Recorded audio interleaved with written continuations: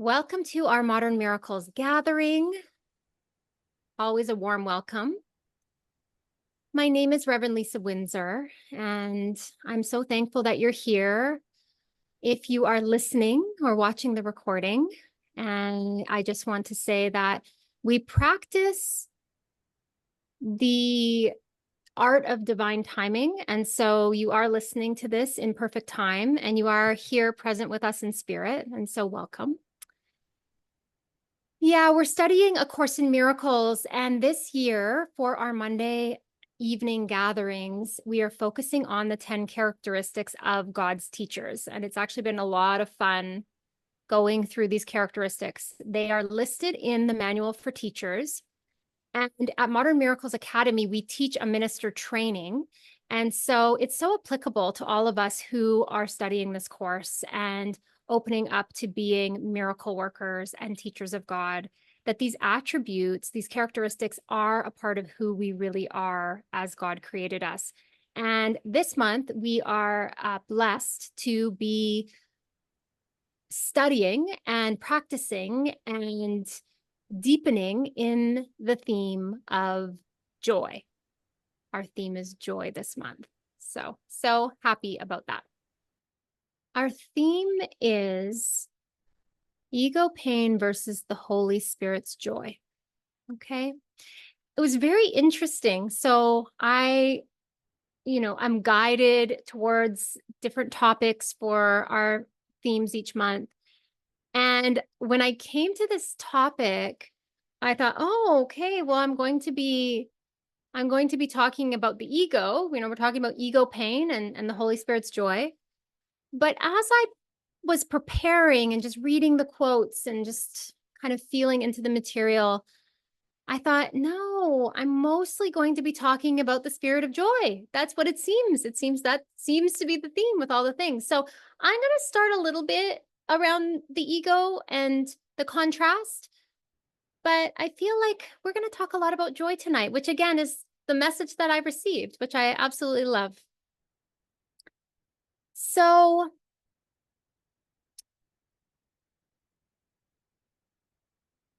in my preparations, I came up with a list of comparison, I guess. It's the opposites between the ego and the Holy Spirit. So in A Course in Miracles, there's two thought systems in our minds. We have the ego thought system that represents fear and guilt and the idea that we've separated from God, that we separated from love. And the other thought system is the thought system of the Holy Spirit. And it is the thought system of unity, of forgiveness, of healing, of truth. And it reminds us of the atonement. And the atonement says that the separation from God has never occurred. You could never be separate from love. That's silly. That's impossible. So there's this voice in our mind. It's actually the voice that's waking us up to our reality, to the truth of our oneness, of our wholeness and love. We have this voice in our mind that has, for many of us, been really covered over and silenced in the mind. So one of the attributes of the ego is it likes to speak first and loudest. And you might notice when you're kind of starting to survey your thoughts, and one way to do that is just to step back and observe the thoughts in your mind, just observe them coming and going. And there's a quality to the ego's thoughts that, again, is fear-based, guilt-based. And there's also a quality to our real thoughts.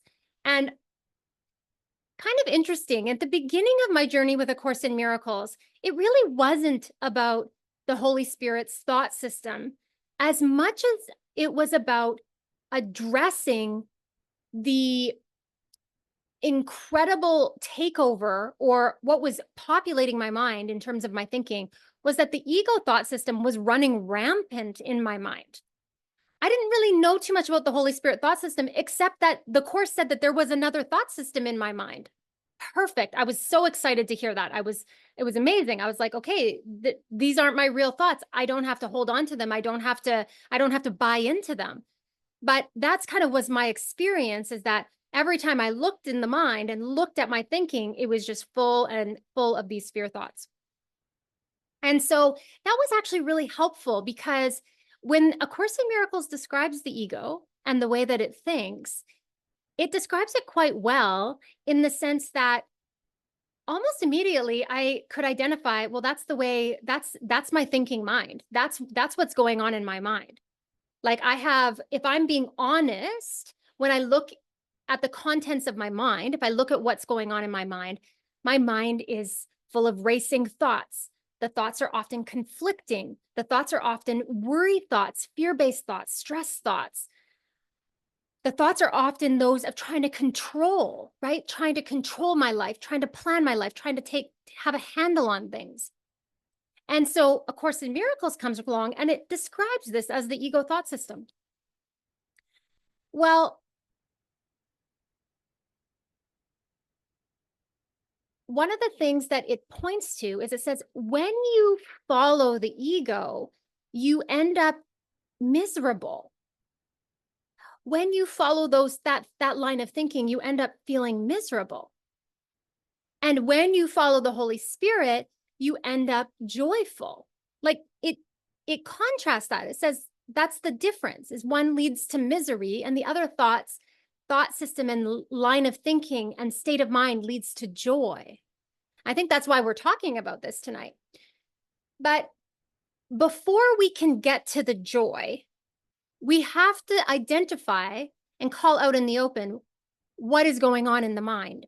Now, here's what's kind of tricky about it. And I will talk about this. Actually, maybe I'll talk a little bit about it now, but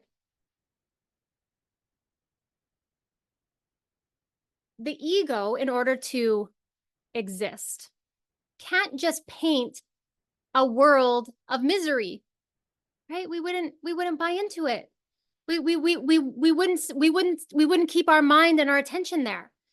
So this is why there's a confusion between joy and pain in the world. And this is what A Course in Miracles talks about. It says you are so confused between joy and pain because you've been listening to the thought system of the ego. And we will say the thought system of the ego is confusion itself.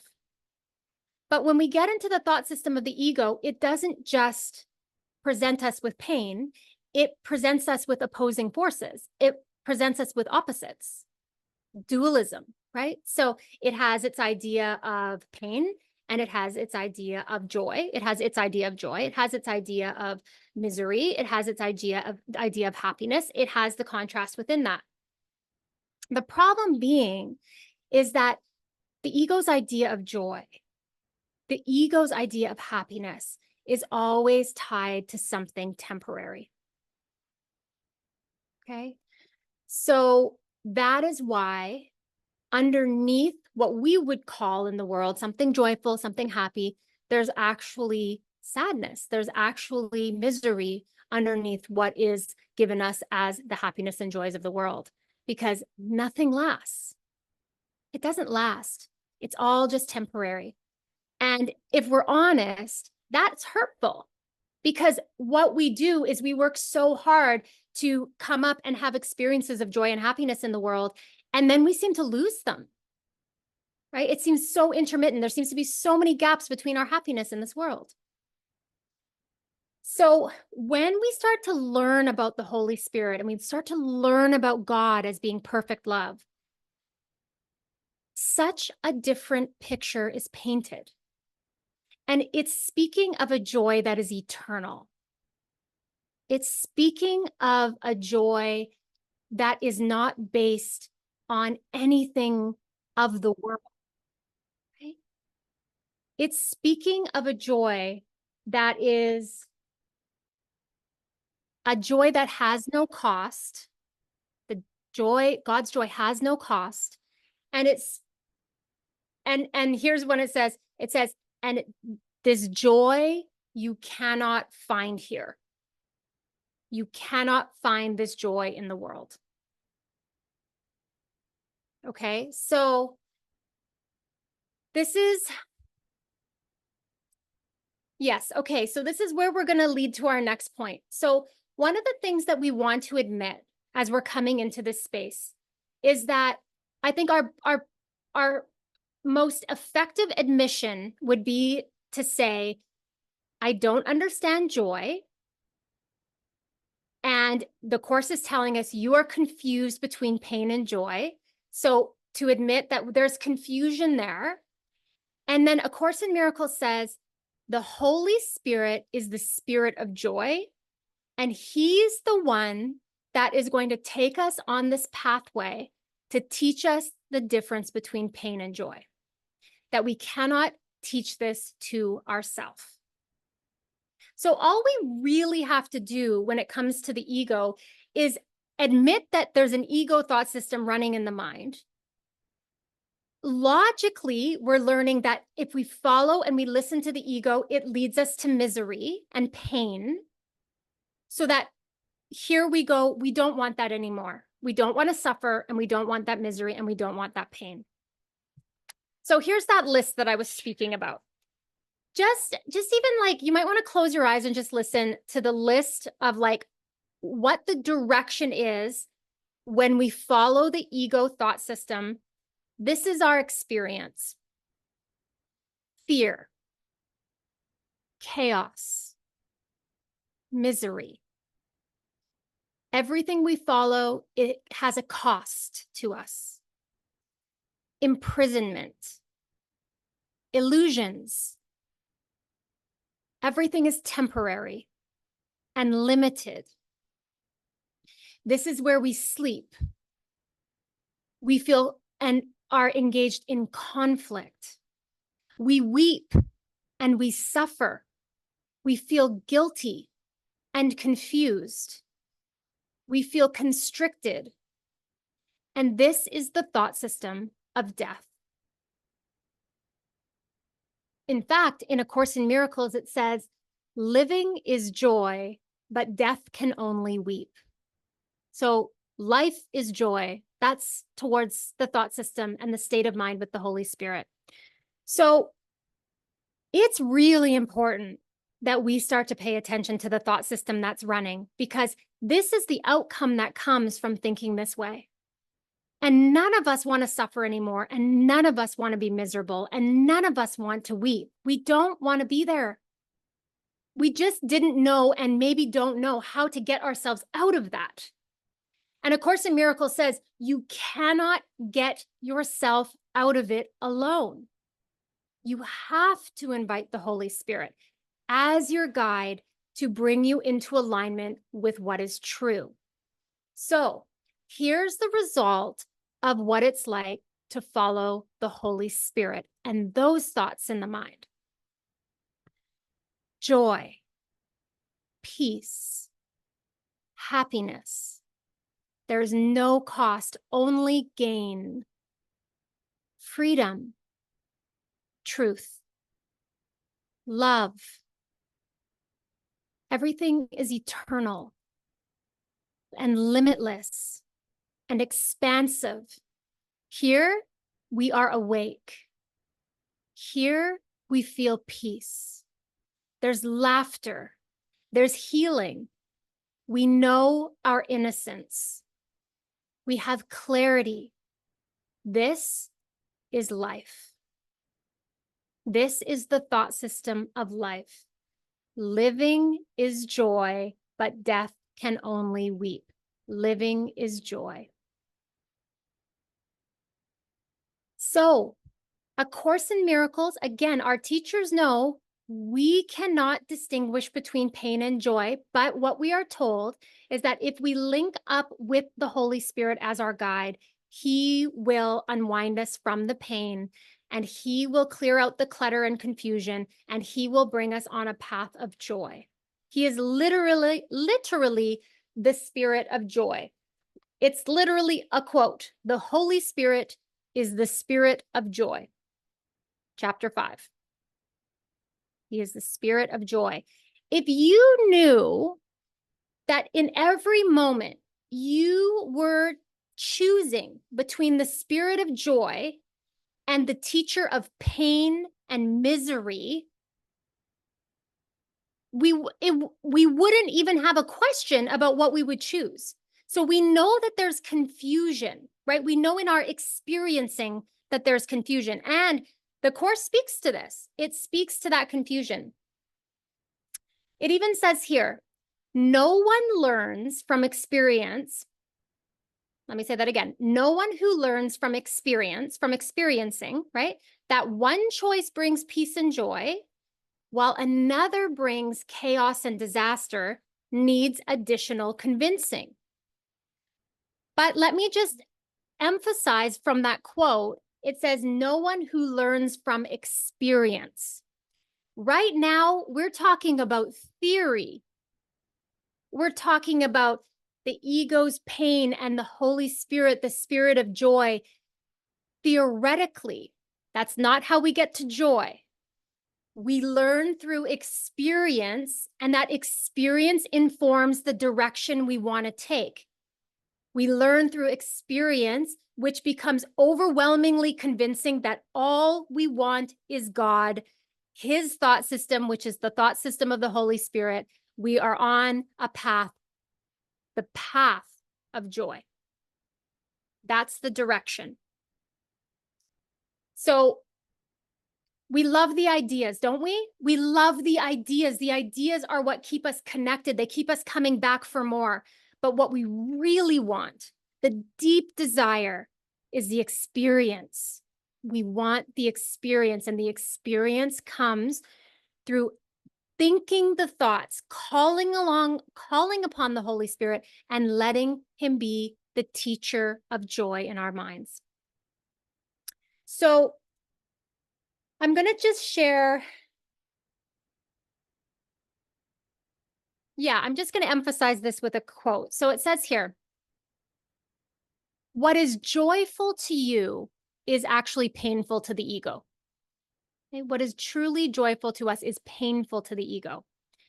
And as long as you are in doubt about what you are, you will be confused about joy and pain. Okay, that's really helpful, actually, because we go, well, why are we confused about joy and pain? We want joy. Theoretically, we want joy. That seems like an easy decision. But here's the thing that wasn't emphasized in the list of contrast, but let me emphasize it now. The ego thought system is a body identified thought system. I am a person, I am a body, I am the separate identity. The Holy Spirit's thought system is one where we are one, where we are spirit, where we are not a body, that we are mind, that we are spirit, that we are wholly eternal. Okay, so every time we come back identifying deeply with ourselves as the body, as the person, we are going along the lines back to misery. So we know we need help. We want to be on the path of joy, but we also understand and have compassion. We're pretty tied up in the personal identity. We're pretty tied up in having been taught and conditioned that we are these separate people. So that is why we need the Holy Spirit. It says, his voice, the Holy Spirit, will teach you how to distinguish between pain and joy, and will lead you out of the confusion you have made. And he actually teaches us through miracles. He teaches us through miracles. It's his language. The language of joy is miracles.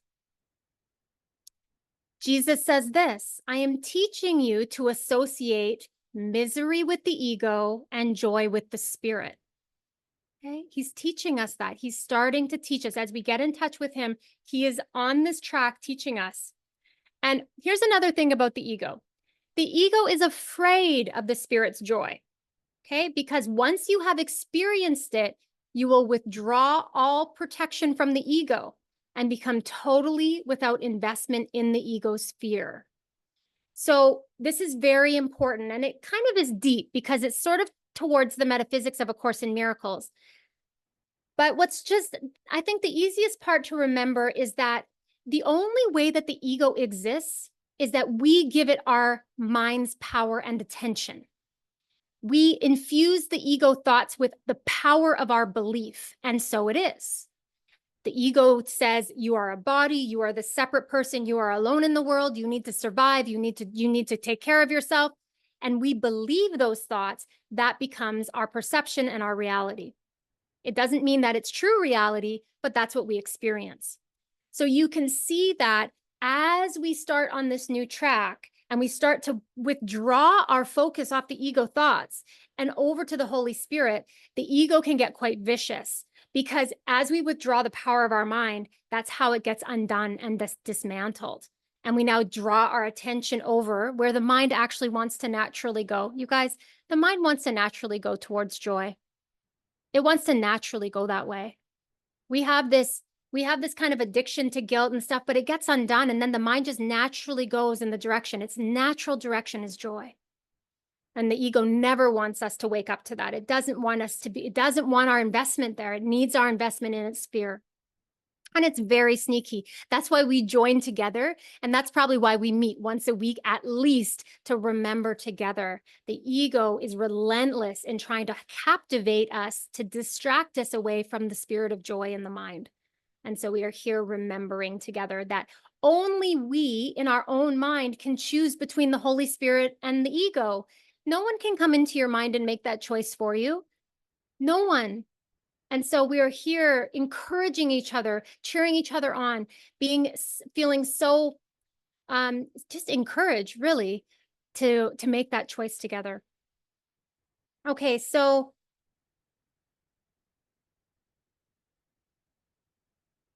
this is kind of sweet too, before we go on.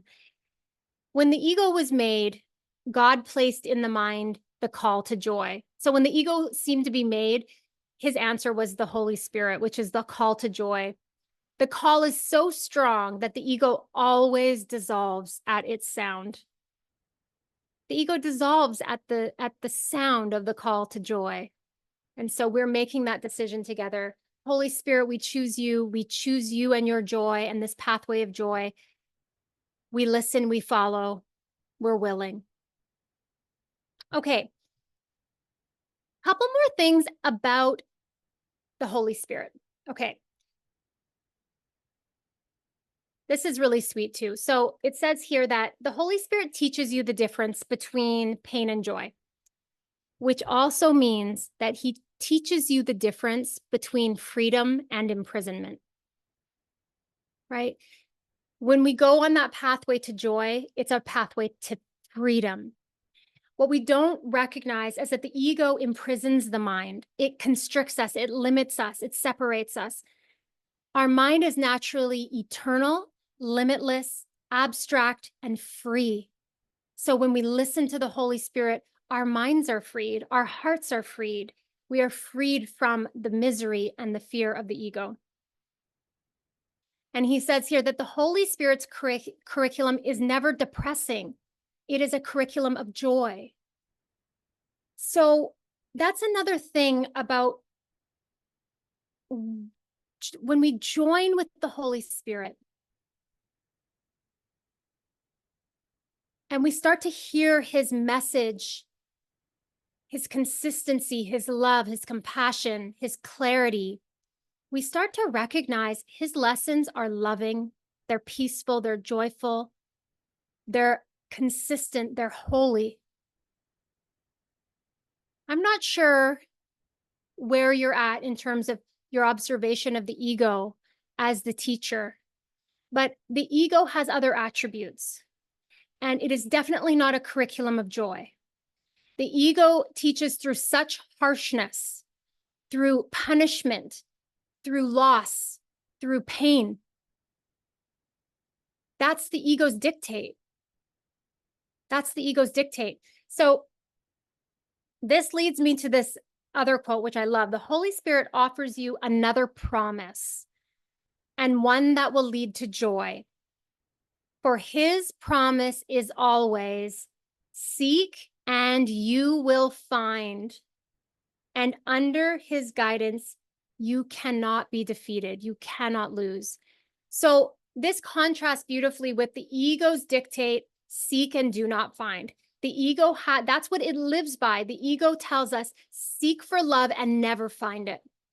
But when we follow the spirit of joy and the Holy Spirit, he promises that we will seek for love and we will find it. He promises that we will seek and we will find what we are looking for.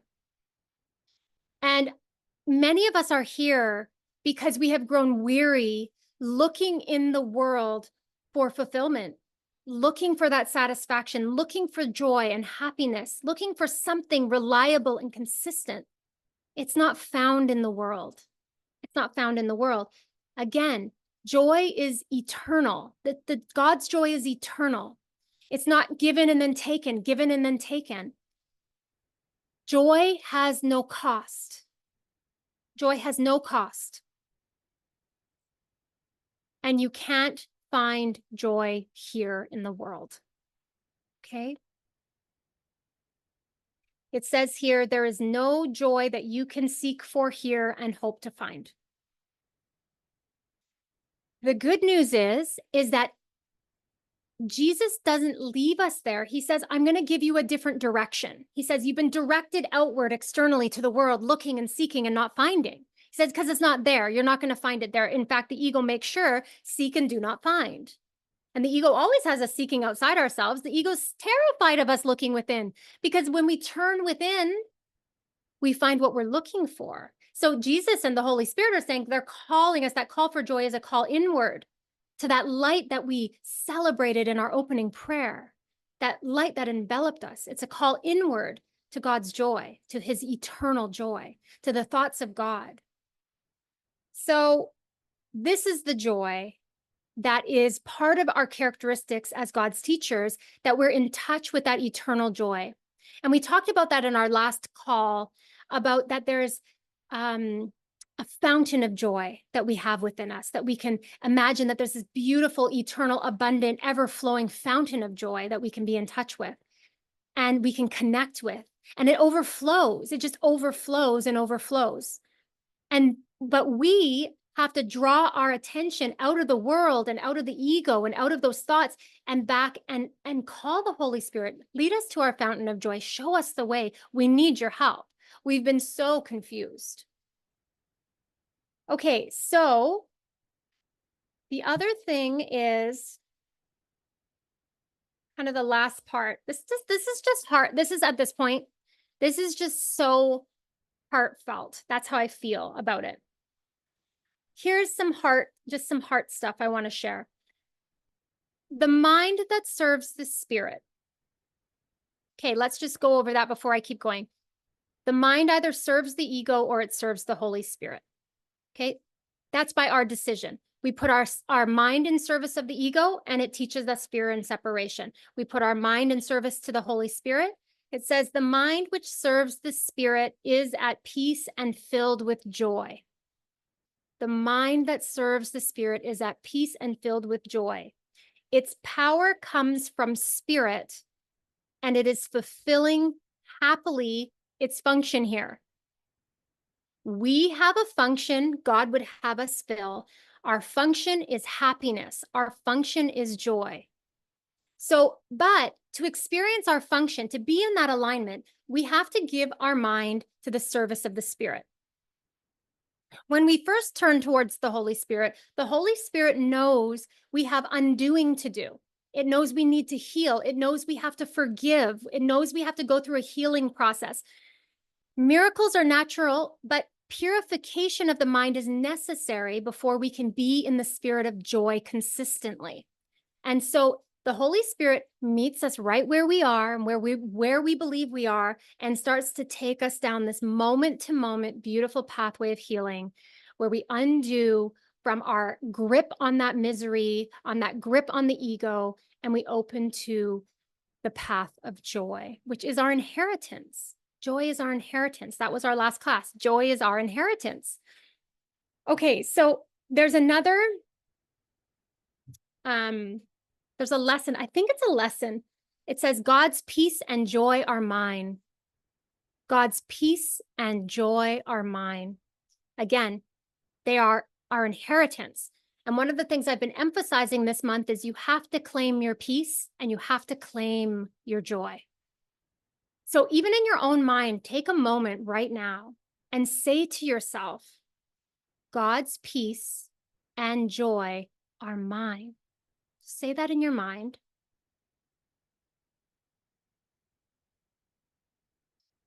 and say, I claim them now. I claim them now.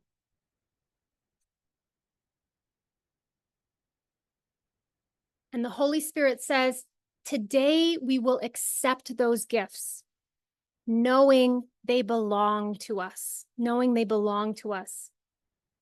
And they increase as we receive them, and they increase as we give them away. Because everything from God, it expands and it increases as we share it. God's peace and joy are mine. Every person, every mind is included in that statement. We can say to our brother, we can say to our sister in our mind, God's peace and joy are yours. God's peace and joy are yours.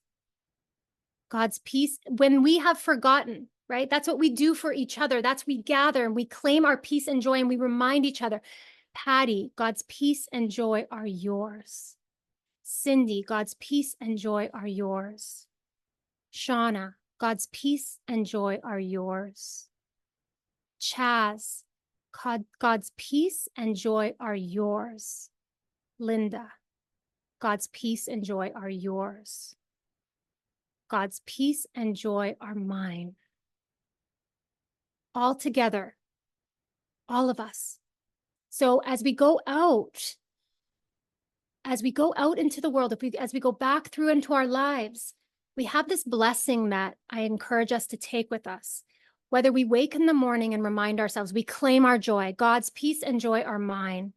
But then we can go out into the world because we have his joy and his peace now. And we can bless our brothers. We can remind them, even if we just say it in our own mind. That's probably how it goes. We just go around and we bless our brothers by reminding them, God's peace and joy are yours. So beautiful. That's heart. That's the heart. Here it says, God's answer is some form of peace.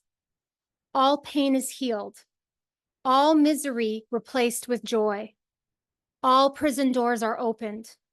And all sin is understood as merely a mistake. And a mistake that can be corrected. If that in itself is not joy, I don't know what is.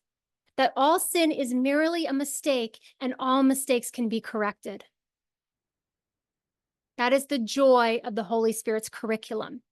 His curriculum is a curriculum of joy. He says to us, there is a miracle behind every grievance. That is joy. Right? He says, God's peace and joy are yours, all of yours. That is joy. Right? Yeah. And so we walk with him from this time on and turn to him, the Holy Spirit, for guidance and for peace and sure direction. Joy attends our way. For we go homeward to an open door which God has held unclosed to welcome us. Joy attends our way. And I do think that sometimes I talk about the statement in the course, I've come to smoother pathways and gentler roads. Even our pathway of healing starts to smooth out. We experience more consistent joy, more gentleness, more tenderness, more compassion as the Holy Spirit leads us on unwinding from the thought system of fear. There's so many gifts along the way. There's so many blessings along the way. Here's another beautiful quote. It says, "It is not danger that comes when defenses are laid down." Right? The ego loves for us to hold up defenses, hold up walls and feel separate. It's not danger we find when we lay those walls, those defenses down. It is safety that we find. It is peace. It is joy. It is God. It is safety. It is peace. It is joy. It is God that we find. So that's another good contrast that we talked about. The ego is all about defensiveness. That's one way to identify it as that thought system, is it wants us defended and walls up and boundaries and all these things that are keeping us separated. And we go over here and the Holy Spirit gently in his joyful curriculum says, my child, my child, lay down your defenses. Your safety, the love, everything you're seeking for is beyond those limitations that you have erected. And we lay down our defenses, not on our own, with him in our mind, joined with the spirit of joy, and we find safety and peace and joy, and we find God. That's where we find God, when we lay our defenses down. Okay, here's my final quote. It says, God's teachers trust in him. Okay, they trust in the Holy Spirit. And they are sure his teacher goes before them, making sure no harm can come to them. So we feel safe, and we feel that when the Holy Spirit goes before us, no harm can come to us. We're safe. We hold his gifts and follow in his way because God's voice directs them in all things.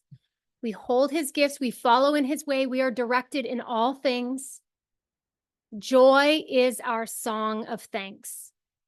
Joy is our song, the song that we sing. So that is our theme of joy, ego pain versus the Holy Spirit, who is the spirit of joy. And I think more than anything, there is this deep motivation, this deep encouragement, not for us to figure out the difference between joy and pain, but for us to go to the spirit of joy in the mind and ask for his help in walking us home to heaven and walking us out of the mire and the fear of the ego thought system right into the clear, open, free space, right into our freedom. So I'm very appreciative of really the energy and even the sense of joy that this message is coming through on. That's how it feels. It's like really high energy, really beautiful high energy, encouragement, claiming God's peace and joy as ours. Yeah, such a joy. Honestly, just such a joy to be together. I appreciate you all so much. Just claiming our peace and joy. God's peace and joy are yours. They are all, his peace and joy are all of ours. You're just loved so much, and I love you all so much. Blessings, blessings. Thank you, thank you. Mwah.